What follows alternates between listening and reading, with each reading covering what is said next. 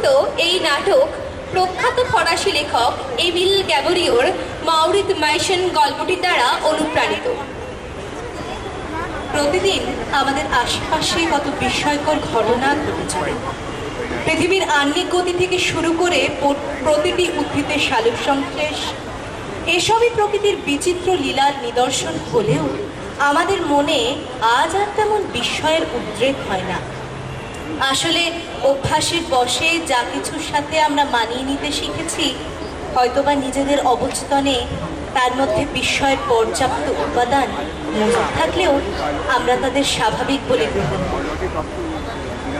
হয়তো প্রাকৃতিক ঘটনার ক্ষেত্রে এই অভ্যাস রপ্ত করলে খুব একটা সমস্যা হতো না, কিন্তু সামনের মানুষটির আচার আচরণ, চিন্তাভাবনার ধরন অথবা রীতিনীতি যদি আমাদের সাথে সাযুজ্য না রাখে, তাহলে কি আমরা তাকে খুব সহজেই অস্বাভাবিক বলে চিহ্নিত করি, তার উদ্দেশ্য নিয়ে সন্দিহান হয়ে পড়ি, অথবা তার সংখ্যালঘিষ্ঠতার জন্য তাকে একঘরে বলে চিহ্নিত করে দিতে উদ্যোগী হই? কে বলতে পারে সেই সুযোগে বিভেদকামী অর্থলোভী গোষ্ঠীসমূহ আমাদের ভাগ্য নিয়ন্ত্রণ হিসাবে নিজেদের প্রতিষ্ঠিত করবে না? এইসব প্রশ্নের উত্তরই আমরা খুঁজব আমাদের এই নাটকটির মাধ্যমে। আপাতত কলকাতার অনতি দূরে একটি পুরনো ভাড়া বাড়ির উঠোনে উকি দেওয়া যাক। বাড়ির মালিক সঞ্জীবন ছাড়া বাসিন্দা বলতে 3টি পরিবার এবং অকৃতদার প্রদত্ত। বয়স্ক দম্পতি রসরাজ ও স্মৃতিকণা ছাড়াও বাড়িতে রয়েছেন ললিতমোহন, তার স্ত্রী মল্লিকা এবং কন্যা সংহিতা। তৃতীয় পরিবারটি সরকারি কেরানি অশোক চৌধুরী ও তার স্ত্রী কবিতা।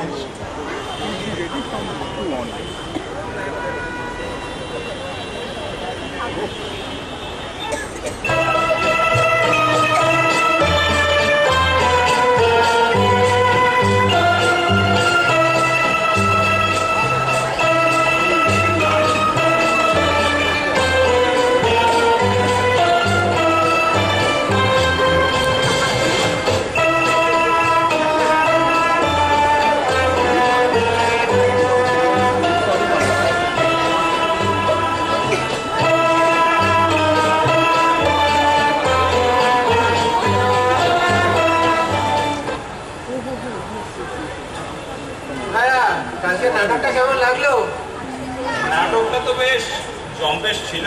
যে গানটা চলিছে ছুটিয়া পলাতকাহিয়া বেগে বহে শিরা ধমনী, চলিছে ছুটিয়া পলাতকাহিয়া বেগে বহে শিরা ধমনী, হায় হায় হায় ধরিবারে তাই পিছে পিছে যায় রমণী।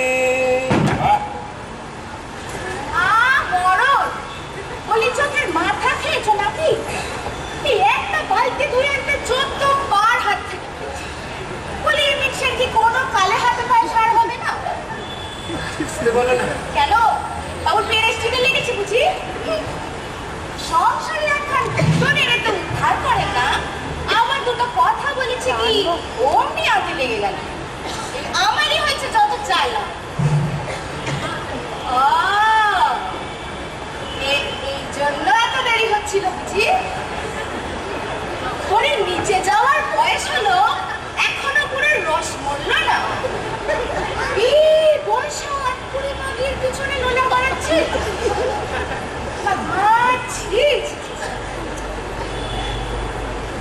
চলো এবার মুড়ি খান গিলে আবার উদ্ধার করো।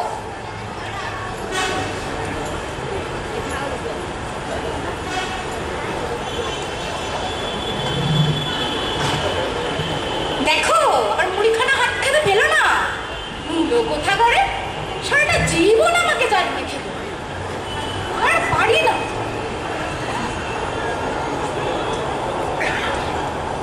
এসব আনকালচার লোকেদের ভিড়ে আর কতদিন থাকতে হবে কে জানে।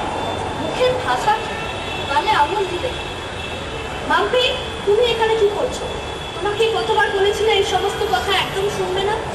ও মম, তুমিও যেমন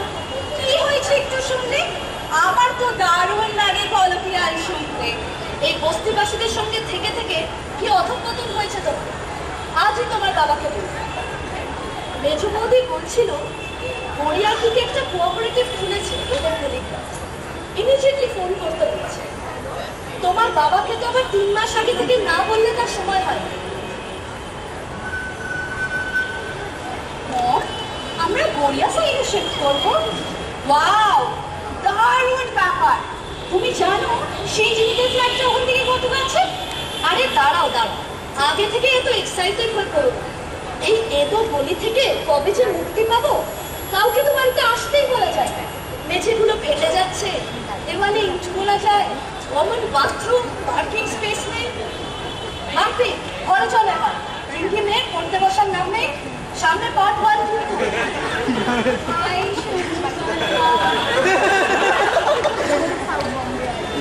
কাকিমা, আপনাদেরকে বাড়িতে কোনো অসুবিধা হচ্ছে? আমার সংকোচ না করে বলতে পারো। না না, মানে আমরা ঠিকই আছি।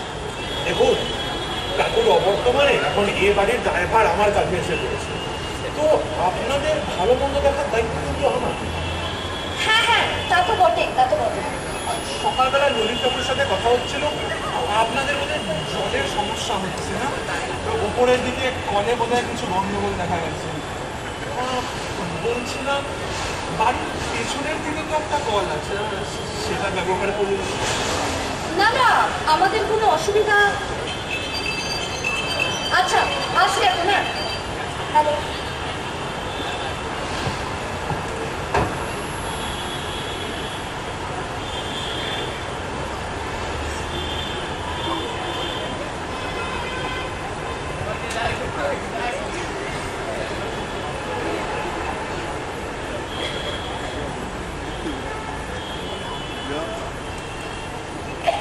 আরে ব্রাদার, এই বসন্তের সুন্দর সন্ধ্যায় তুই এরকম মুখ লটকে বসে আছো কেন? যাও যাও, এই একটু পার্কে টার্কে ঘুরে এসো।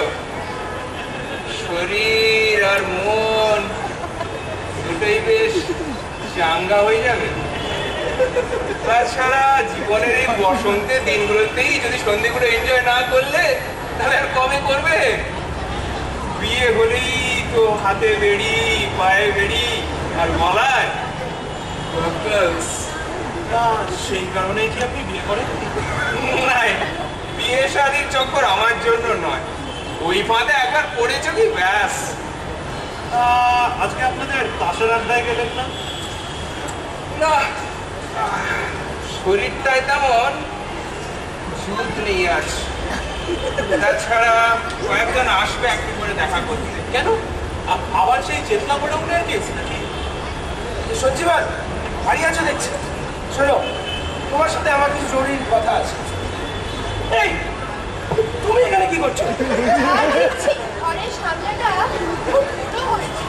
তুমিও দরজা ছাড়িয়ে ঘরে তো আর ঢোকেনি, তাহলে তোমার তো ভাবতে হবে না। যাও, ঘরে যাও, চা করো গিয়ে। হ্যাঁ, এটা বলছিলাম, দেখো, তোমার কাকার সময় যা বন্দোবস্ত ছিল সেটা তো চিরটাকাল চলতে পারে না। বাড়িটার দিকে তাকিয়ে দেখেছো একবার? ইস, কি হাল হয়েছে! গত 20 বছরে তো একবার রঙও হয়নি মনে হচ্ছে। তারপরে ওই উঠানের ওই দিকটা তো শ্যাওলা পরে বলে যাওয়াই যায় না। আবার শুনলাম 7 সকালে জলও পাওয়া যাচ্ছে না। বলি, তুমি চাওটা কি? হ্যাঁ, আমাদের এই বাড়ি থেকে উৎখাত করতে চাও? না না, এ আপনি কি বলছেন? দেখো, যাদের ব্যবসা করে 2 হাত পয়সা, তাদের হয়তো চলে যাবে। আমরা ছাপোষা মানুষ ভাই, খেটে খাই। মাস গেলে যখন ভাড়া গুনতে হচ্ছে, তখন তোমারও উচিত আমাদের দিকটা একটু দেখা। বলো, কিছু ভুল বলেছে কি? ওদিকে তো আজকে সকালেই বলেছিলাম ওই পেছনের দিকের কলটা ব্যবহার করতে। বাহ, ওদের সাথে আগেই কথা হয়ে গেছে দেখছি। ভালো, সব শালা হামরের বাচ্চা। উনের সমাপ্ত বউ দেখেছে কি ওদের আধার চেয়ে লাখ লাখ করছে। শালা।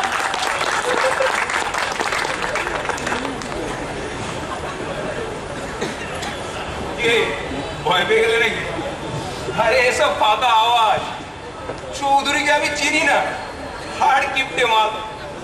আরে এই বাজারে কলকাতার পাশাপাশি 2খানা ঘর সঙ্গে বারান্দা, এই জায়গায় আর কোথাও পাবে? এরা দেখছি বাড়িটাকে নিয়ে খুবই অসন্তুষ্ট। আর এতদিনকার ভাড়াটে যদি হুট করে সবাই ছেড়ে চলে যায়, আমারই বদনাম হয়ে যাবে, তাই আরে না? তুমিও যেমন আর কি, ওসব কথায় কান টান দিও না। ও নরম মাটি পেলে না বেড়ালে আঁচড়াবে। ও কাকা ছিলেন না অন্য ধাতুর মানুষ, ওনার সামনে ট্যাফু করার তো সুযোগ পেত না। এখন তোমায় ভালো মানুষ পেয়ে ব্যাস সকালে মিলে মনের সুখে দাবড়াচ্ছি। কাকা বোধহয় বাড়িটা খুবই অযত্ন করেছেন। তা আমার তো এই মুহূর্তে সম্ভব না মিস্ত্রি থেকে কাজ করানো। তা ভাবছিলাম যদি পরের মাস থেকে ভাড়াটা কমিয়ে দেওয়া যায় তাহলে। খবরদার এই কাজটা করতে যেও না। ভাড়া কমিয়েছো কি ব্যাস ভাড়াটি আর সব মাথায় চেপে বসবে। মনে থাকবো এটা। যাকে আমাকে একটু একটা জরুরি ফোন করতে হবে। সামনের শনিবার তাহলে একবার বসা যাক, বোতল দিয়ে। কি বলো, কোনো অসুবিধা নেই তো? না না, আমি আসলে ওসব থেকে একটু দূরেই থাকি। বড়ই হতাশ করলে তুমি ভাইয়া। যাকে কি আর করা যাবে, চলি এখন।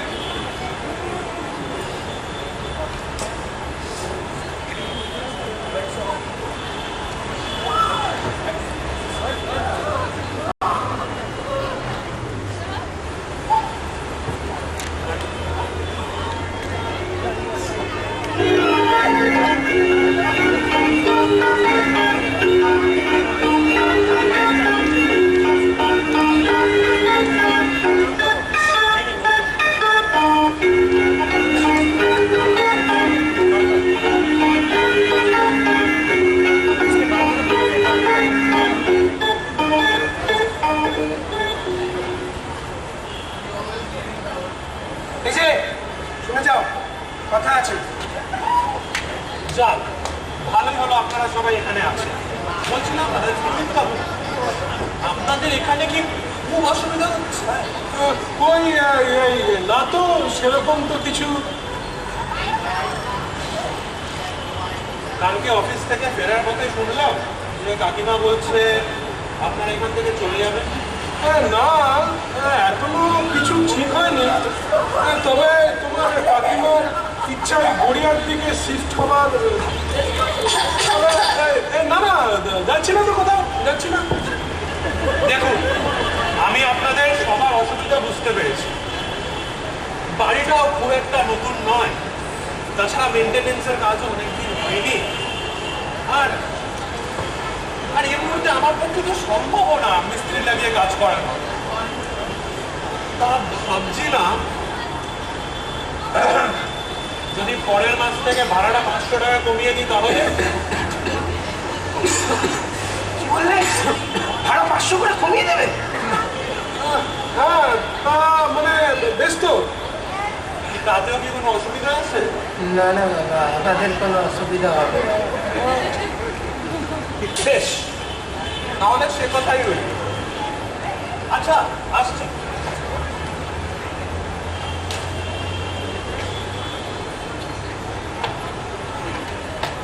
এই যে কি বলে গেল ওই কচি ছোড়াটা? বললো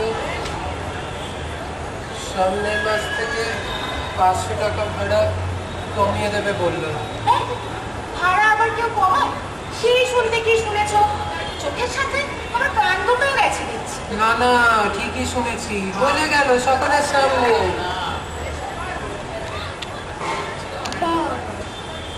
বাপের জন্মে এমন অর্ডার সৃষ্টির তন্ত্র কোনোদিন শুনি না বাবা। আচ্ছা, পাল্টা দেখলে দুষ্টু শুনি তো? আরে দোষ থাকবে কেন?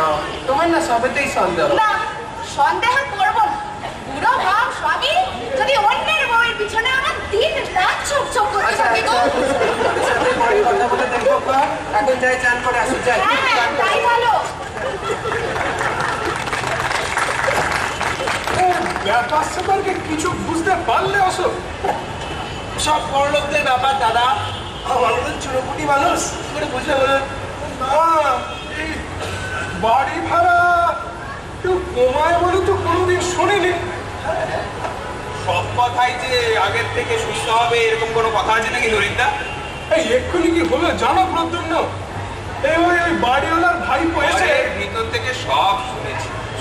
ও ছোড়াকে আমি অনেক আগেই সাবধান করেছিলাম, তাও ভুলটা করে বসি। যাকে কি বা করা যাবে? ভুল? ভুল কেন বলছো? কুকুরের পেটে কি ঘি সহ্য হয়? তা আপনি এমন দুশ্চিন্তায় পড়লেন কেন ললিতা? ভাড়া কমেছে, এটা তো ভাড়াটিয়াদের জন্য খুশির খবর। ভাড়া কমার পরও ভাড়াটিয়া দুশ্চিন্তায় আছে, এমনটা তো কোনোদিন শুনি। তাছাড়া আমি তো শুনলাম আপনারা নাকি ওই কবি নজরুলের দিকে উঠে যাচ্ছেন। কবি নজরুল মানে? আমি গড়িয়ার দিকে আর কি। না ওরা ওই বড্ড বেশি ভাড়া বলছে। না না যাচ্ছি না তো কোথাও, যাচ্ছি না। তা আপাতত এখানেই থাকছেন তো? হ্যাঁ হ্যাঁ এই খুব দেরি হয়ে গেছে বুঝলেন। হ্যাঁ আজকে আসি। হ্যাঁ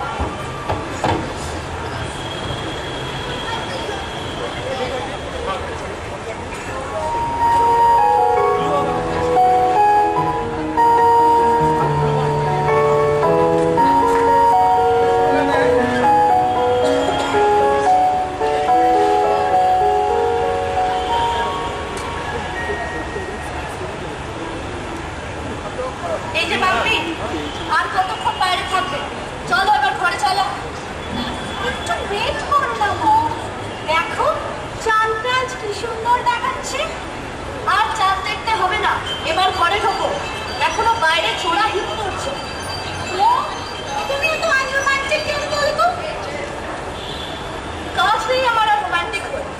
কতবার করে তোমার বাবাকে বললাম গড়িয়ার কোঅপারেটিভটা একটু দেখো, তা কে শোনে তার কথা? বাবু এমন গড়িমসি করলেন যে সব ফ্ল্যাট বুক হয়ে গেল।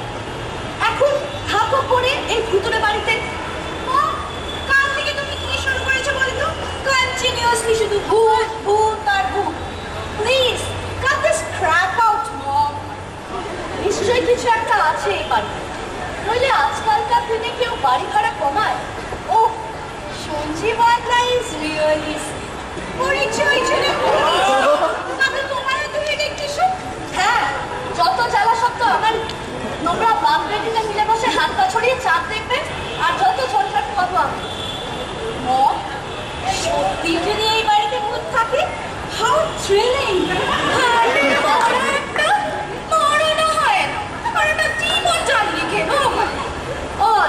ওই দিকেও আবার শুরু হয়ে গেল। আপনি চলো ঘরে চলো, চলো।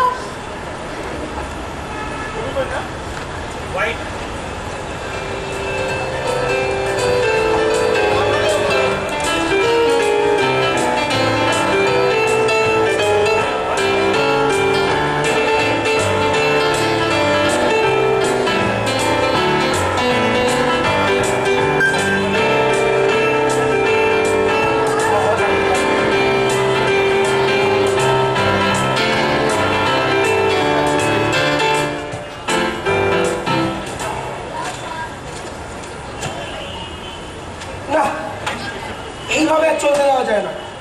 আমি আজ ওই বাড়িওয়ালাটার কাছে গিয়ে কৈফিয়ত চাইবো।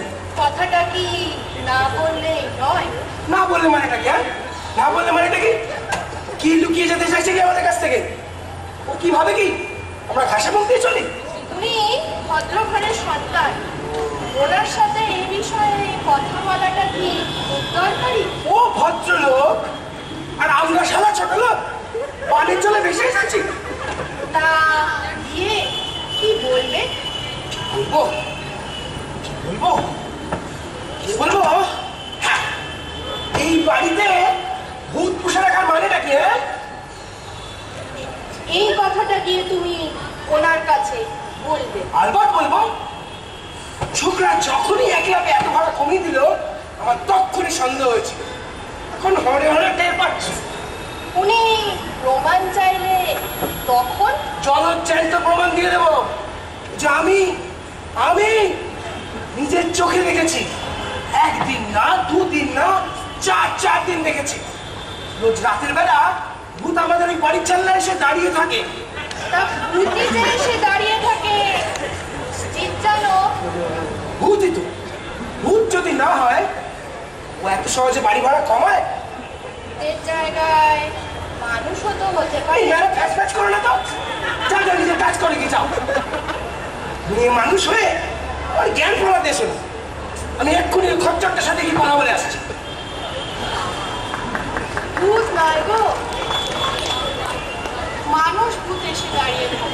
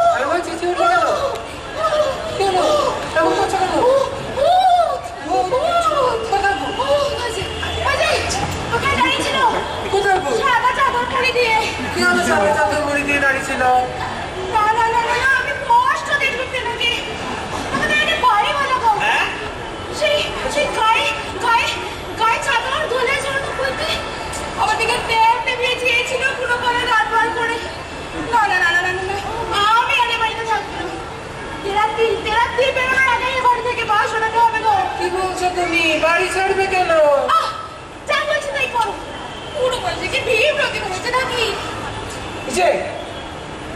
সেদিন তো খুবই ফাট মারলে বাবা। ভূত বলে নাকি কিছুই হয় না, কিছুই নেই, রিয়ালিটি, অ্যাকচুয়াল রিয়ালিটি। আর এখন এই যে বুড়ো মানুষটা নিশ্চয় চোখের সামনে ভূত দেখে, এটা কেউ কি অস্বীকার করবে? তাছাড়া তোমার কাকা মারা যাওয়ার পরে তুমি একটা শ্রাদ্ধ পর্যন্ত করাবো। আমার মনে হয় নতুন ভাড়াতে রাখার আগে তোমাদের একটা শান্তি সংস্থান করিয়ে নেওয়াটাই ঠিক হবে। নতুন ভাড়াটে কেন বলছেন? কারণ আমাদের পক্ষে আর এখানে থাকা সম্ভব নয়, অন্তত এই ঘটনার পরে আর থাকা চলে না। এই যে কাজে নতুন বাড়ির সন্ধান করতে যাবো, বুঝেছো? আর তুমি যখন বলছো আর উনি যা দেখলেন, সিরিয়াস? না মানবি, এই ঘটনার পর আমাদের আর এখানে থাকা চলে না। দেখুন, কোথাও একটা খুব বড়সড় ভুল হচ্ছে। আর কি ব্রাদার, ভুলটা তো তুমি অনেক আগেই করে ফেলেছো, বলেছিলাম না? সব ঠিক বলে নীতি কথায় গিয়ে না কোনো লাভ নেই। হ্যাঁ, মোদ্দা কথা হলো আমরা এখান থেকে 5 তারিখ গোটাবো। শোনো, কাল সকাল থেকেই বাধা যাওয়া শুরু করে দাও, তাড়াতাড়ি বিকেলের মধ্যে চলে যাবো আমরা। ঠিক আছে, চলো।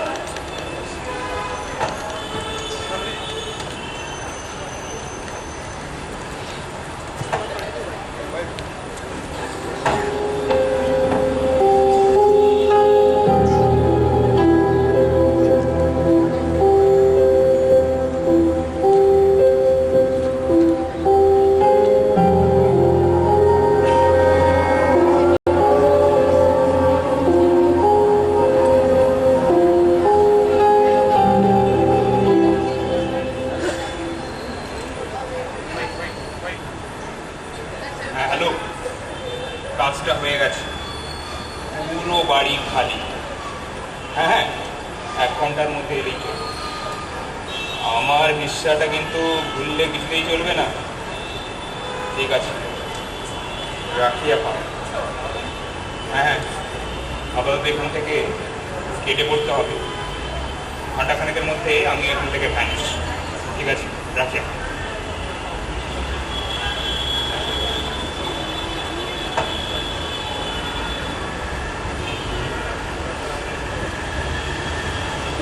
এই যে ভাববি, আর কতক্ষণ লাগবে তোমার?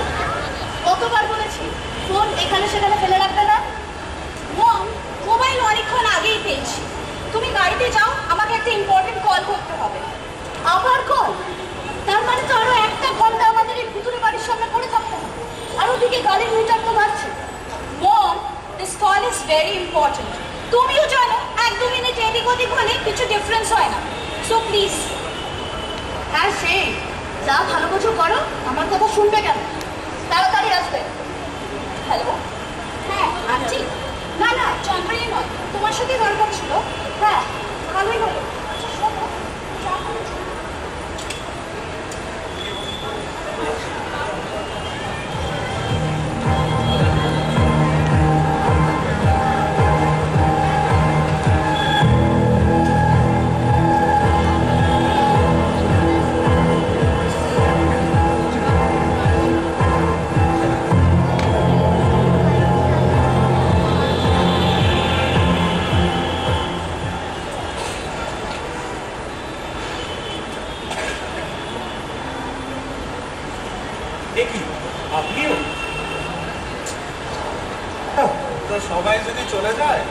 টাকা বাকি থাকেন। তোমাকে তো আগেই বলেছিলাম ভাইয়া, ভাড়া কমাতে যেও না। আরে এমন উলট পুরাণ কেউ সহ্য করবে না। মানুষ চায় সোজা সাপটা হিসেব। নিয়মের বাইরে এতটুকু গেছো কি তুমি মরেছো। সকলে তোমাকে মিলে একবারে করেই তবে ছাড়ে। রোজকার জীবনে এতটুকু গরমিল মানুষের জন্য ক্ষমাহীন অপরাধ। তা আপনিও যে চলে যাচ্ছেন বড়, তোমার এখানে তো অনেক দিন থাকলাম, আর তাছাড়া এখানে থাকার আকর্ষণই যখন এখান থেকে চলে গেছে, আমি এবার থেকে কি করি বলো। যাকে তুমি ভালো থেকো। আর একটা কথা, হ্যাঁ, মানুষের জন্য ভালো করতে যেও না কখনো, তাহলেই নিশ্চিত। চলি এখন।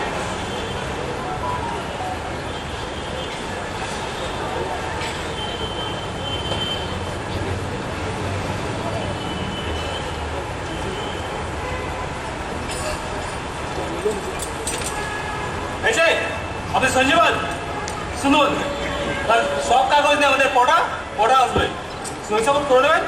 জানেই তো আমাদের ঘোষদা ঠিক বুলেটের মতো কাজ করে। আপনি কিন্তু সই করবেন, ওদিকে আপনার অ্যাকাউন্টে 15 লক্ষ টাকা ঢুকে যাবে। কেমন? কোনো কালো টাকার ব্যাপার নেই, সব সরকারকে জানিয়ে। মানে কিসের 15 লাখ? কোথায় অ্যাকাউন্ট? সই করবো কিসে? আর ঘোষদাকে ন্যাকা না বেয়াক গেলে তোমার এই ভুতুড়ে বাড়ির জন্য 15 লাখ পাচ্ছ, এই ঢের বেশি। নেহাত ঘোষদার দয়ার শরীর, তা না হলে তো বুঝলি শেয়ারাগিরি করিস না, বুঝলি? বলতে কে ব্যাগ পত্র যা আছে গুছিয়ে রাখ, নাহলে কাল সকালে তোর মাল তো নিজের রাস্তায় যাবে না, ধাপার মাঠে তার গ্যারান্টি আমরা দেবো না। আর বেশি নেকু পুষু সাজলে গা ধাক্কা দিয়ে বের করে দেবো। বাড়িতে এসে করতে পারেন না, দেশে কোনো নিয়ম ওই অনেকক্ষণ ধরে তার ভ্যান শুনছি, ফোন লাগাবো সারা পেট পাকড়া শিখে দেখবি সালা কথা হেনে কথা চাল। শোন, শেষ করে তো বলছি, পরিষ্কার বুঝে নে। হয় বুলেট নামের সাথে সব সঙ্গে এখানে কাটবি, নাহলে বড়দের মতো বুলেটটা দেখায় উড়ে যাবি। কথা বলে রাখিস।